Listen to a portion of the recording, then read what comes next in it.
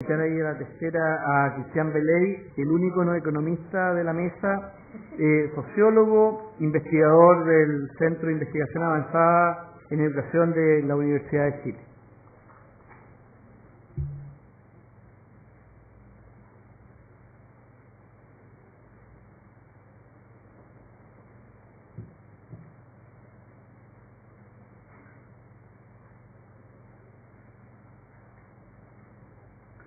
Muchas gracias a ustedes por venir, gracias a Juan Pablo y gracias a los expositores. Me tocó hablar al final, no por casualidad. La idea era poder ir aprendiendo de todos los que hablaban antes y así hacer una exposición un poco menos equivocada. Voy a hacer algo lo más breve posible porque entiendo que estamos un poco más tarde del tiempo que habíamos previsto y no quisiéramos cerrar sin que haya algún espacio para hacer preguntas y algún nivel de profundización y debate entre los panelistas. Yo junto con Juan Pablo estuvimos en el diseño de este seminario y más bien quisiera referirlos a que las ideas principales que yo tenía que exponerles, que quería compartir con ustedes hoy día, están en un trabajo que precisamente escribimos con Juan Pablo y con Pablo González. Otra vez me tocó estar entre puros economistas, como él dijo.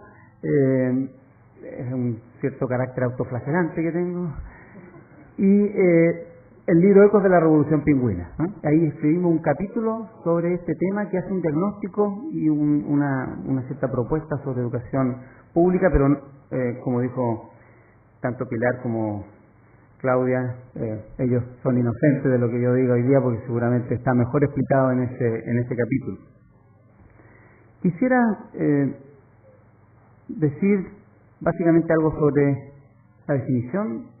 ¿Qué entendemos? ¿Cuál es el concepto de educación pública? Voy a pasar muy rápido por ahí porque hemos tenido un primer panel muy denso y creo yo suficiente en esa materia, pero quisiera ya hacer un par de puntualizaciones sobre eso.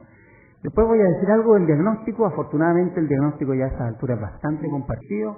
Si esta exposición la hubiera hecho hace 3 años, como cuando estábamos en el otro movimiento, nos tocó la oleada anterior, probablemente me hubiera concentrado en el diagnóstico porque hasta no hace nada había mucha gente que todavía pensaba que la educación municipal estaba a punto de remontar, era justo el momento en que estaba remontando. Hoy día parece que estamos mucho más convencidos de que de no mediar un cambio importante no va a remontar. Pero también quiero precisar un par de cosas del diagnóstico y voy a ir a los temas de propuestas solo para mostrar algunos de los aspectos que a mí me parecen más importantes de tener en cuenta, pero en ningún caso es una explicación detallada de la propuesta.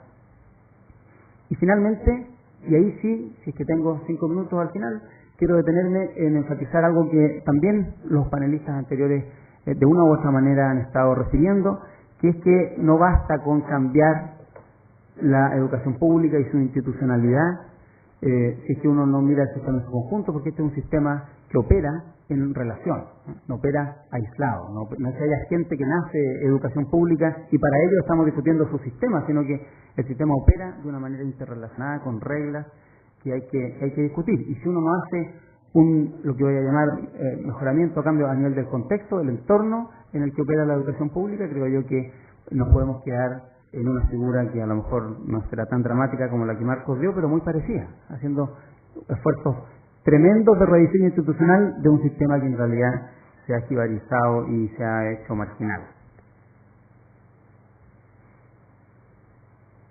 Voy rápidamente entonces al tema de la definición. La definición de educación pública, ¿qué es la educación pública y para qué existe? Requeriría una explicación muy larga y detallada. Yo quiero decir que comparto algunos de los principios que estableció Fernando Atria, pero no todos. El tema fundamental de lo que define la educación pública es el hecho de que sea pública, es decir, que su control, su gestión, sus decisiones están regidas y realizadas por un ente público o de elección popular. Esa es la definición básica. Pero no es una cuestión formalista, sino que es sustantiva. ¿Por qué? Porque tiene por mandato al menos las 4 definiciones de propósito que yo estoy ahí resumiendo y que espero ustedes puedan leer. Es para cumplir esos propósitos de bien común y colectivo que le encargamos a una ciencia que es pública que provea educación. Ese es el vínculo. En cierto modo él tiene razón, necesitamos una definición sustantiva, Pero esa definición sustantiva no se reduce a la cuestión de proveer educación sin discriminaciones, digámoslo en ese sentido, sino que se refiere a cuestiones mucho más complejas que van incluso más allá del derecho individual del niño a educarse.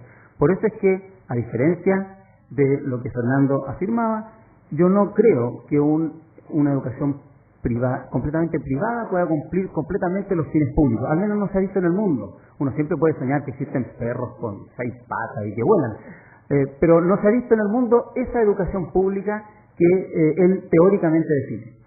La educación pública, controlada por organismos públicos para cumplir estos propósitos comunes, que no son solo el derecho a la educación de los niños, ese es uno, siempre ha requerido de una organización y de una administración pública. Lo que no quiere decir que los privados no puedan colaborar, pero lo hacen de un modo, como Marco bien explicó, en prácticamente todos los casos supeditados. No voy a ir por todos todas las características, ustedes ya las han visto ahí, creo que son más o menos explicativas, cuáles son los propósitos fundamentales. La idea central es, no se reducen al derecho de los niños, se reducen también a cuestiones de interés colectivo que van más allá del derecho de los niños.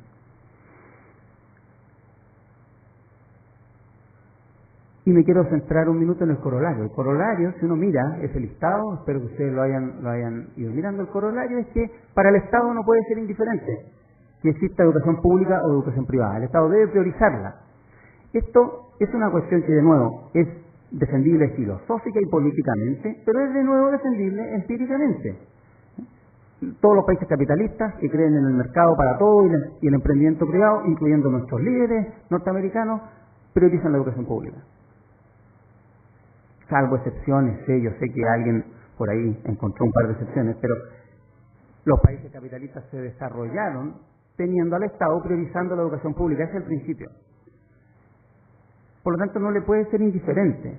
Y en eso quiero enfatizar una cuestión que Harald comentó y que creo que es muy importante.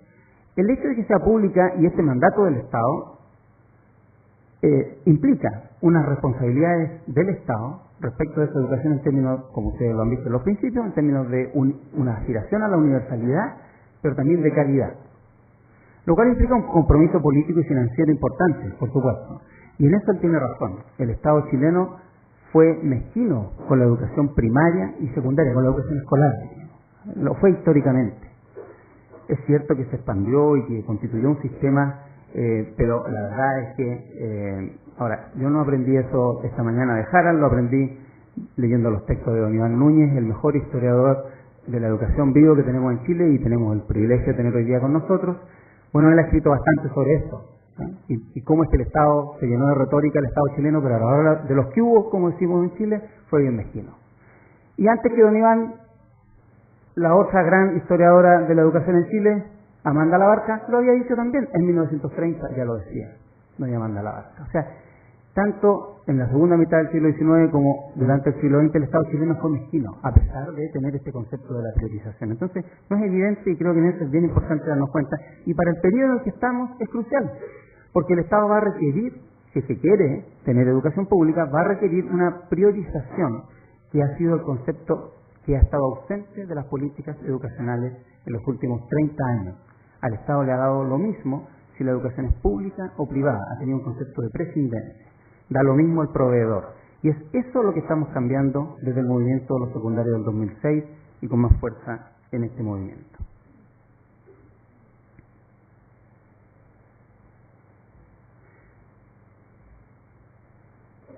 A estas alturas, la evidencia respecto de lo que uno podría llamar la crisis de la educación pública es tan contundente que ya pocos se atreven a afirmar cosas como las que yo acabo de decir, no retóricamente, están escritas en seminarios que organizamos al alero del año 2007-2008, de los debates del Consejo Asesor. Importantes expertos afirmaban que la educación pública municipal estaba justo comenzando a remontar, por esos días justamente. Ya nadie lo afirma, ya nadie lo afirma, y el consenso respecto de la crisis es tan grande que hasta hace poco los alcaldes, de hecho, también están diciendo que ellos creen que hay que salir de ese esquema de municipalización. Y es ¿por qué? Porque la evidencia que se acumuló es muy contundente, además del malestar de las personas, pero ese malestar podría no estar sustentado en la evidencia. Lo que ocurre es que el malestar en este caso la intuición, la crítica de los estudiantes es completamente coincidente y convergente con la evidencia empírica. Respecto de esto, solo quisiera decir una cosa. A veces se nombra, y esto tiene que ver con la postura sobre el cambio, se dice, no, pero hay mucha heterogeneidad porque hay municipios que igual lo hacen bien. Algunos lo hacen bien. Entonces, ¿cómo vamos a crear un cambio que va a abortar esas experiencias de los que lo hacen bien? Yo he revisado los estudios empíricos que defienden la tesis de los municipios que lo hacen bien y son muy débiles metodológicamente. No existe una evidencia contundente a favor de municipios que lo hagan bien. Y en muchos de los casos en que se argumenta que lo hacen bien, como por ejemplo Santiago con el Instituto Nacional, aparte de ser un caso bastante de retórica, ¿no? El profesor Carlos Ruiz nos recordó que el Instituto Nacional está ahí desde José Miguel Carrera para adelante, o sea, no creo que tenga mucho que ver con la municipalización, el hecho de que el Instituto Nacional es un señero, y Harald nos recordó, la Universidad de Chile sigue siendo el líder nacional en la educación superior, y ninguna de las dos cuestiones se refieren a los regímenes de administración y financiamiento que tenemos actual. Pero aún en esos casos, Peñalolén, Las Condes, Providencia, Ñuñoa, esos son los casos que parece que lo hacen bien. Lo hacen bien en un concepto de educación pública que es restringido. La cobertura de educación pública en Peñalolén, si es que no me equivoco, es poco más del 30%, entre 30 y 40%. La cobertura de educación pública en Santiago es 40%, en Ñuñoa es 35%, es un tercio. O sea, si el concepto de educación pública que tenemos es de un sistema marginal, que es una especie de complemento de la educación privada y que dentro de ella a lo mejor los niños rinden más o menos, bueno, a lo mejor alguno de ellos lo hace bien. Insisto, todavía yo creo que esos estudios son débiles, aún en ese aspecto, pero me quiero concentrar en el otro. Lo que tienen a la base esos ejemplos es un concepto de marginalidad de la educación pública, no de la columna vertebral, que es, yo creo, lo que se necesita. Para que hablar de Las Condes, que también se menciona, no llega al 20% de la educación pública. Entonces, vamos a emular esos modelos que son los que lo hacen bien. Por eso es que yo creo que la hipótesis del ministro de Educación de la desmunicipalización selectiva, y que está también en la propuesta de Mario Marcel y Dagmar Raczynski y su equipo, que mencionó Juan Pablo, es una propuesta que no se sustenta a mi juicio. Voy muy rápido ahora con algunos elementos de la propuesta que se requeriría para modificar la educación pública, y voy a mencionar algunos aspectos de función, estructura, financiamiento y de gobierno. Pero muy rápido, porque les insisto acá, la idea central es que ustedes se queden con muchas dudas y confusiones para que vayan a comprar ese libro sin fines de lucro, como dijo Juan Pablo. Lo pueden conseguir en el Centro de Investigación Avanzada en Educación de la Universidad, y podemos, si no tenemos copia para todos, distribuir el material para que conozcan la propuesta. Y entiendo que va a estar en el sitio web de este seminario también. En términos de la institucionalidad, yo me alegro de escuchar a Pilar cuando pone énfasis en el tema de la institucionalidad, porque efectivamente ella tiene razón. Si no abordamos el tema de la institucionalidad, acá hay una propuesta incompleta. En el Consejo Asesor 2006 tuvimos meses intentando convencer a buena parte de ese Consejo de que era muy importante efectivamente abordar el tema de la institucionalidad, y que no todo se resuelve con buenos profesores. Ahí está la propuesta en términos de estructura institucional, que yo considero parte retoma esas orientaciones del Consejo Asesor y trabaja sobre ellas. En términos de estas agencias locales es bastante coincidente con lo que algunos han mencionado antes, y que no voy a más que poner énfasis en dos aspectos: el financiamiento directo a esa estructura de administración. Eso no puede depender completamente, tampoco es ciega a los tamaños de la matrícula y población, pero no puede depender completamente de los alumnos que asisten. En ese sentido no es simplemente un pedazo del voucher que hoy día tenemos. Y la segunda consideración que quiero hacer es que el tema del tamaño es un tema que no se reduce tampoco al tema de la cantidad de alumnos. Los criterios para definir los tamaños, que yo creo que en la mayor parte de los casos de Chile debería ser supracomunal, es decir, agrupar territorios de varias comunas, son criterios que tienen que combinar, por supuesto, cierto tamaño, valga la redundancia, de matrícula, pero también de población, porque no queremos una educación pública del 15-20%, la queremos crecer, aspira a atender a más. Vamos a crear una institucionalidad para administrar esa fracción marginal, la vamos a crear para que se expanda, es así de nítido. Pero además hay consideraciones geográficas, obviamente, también demográficas de los lugares y también de gobernanza del sistema. El Ministerio de Educación tiene que ser capaz de conducir estas instituciones, fiscalizar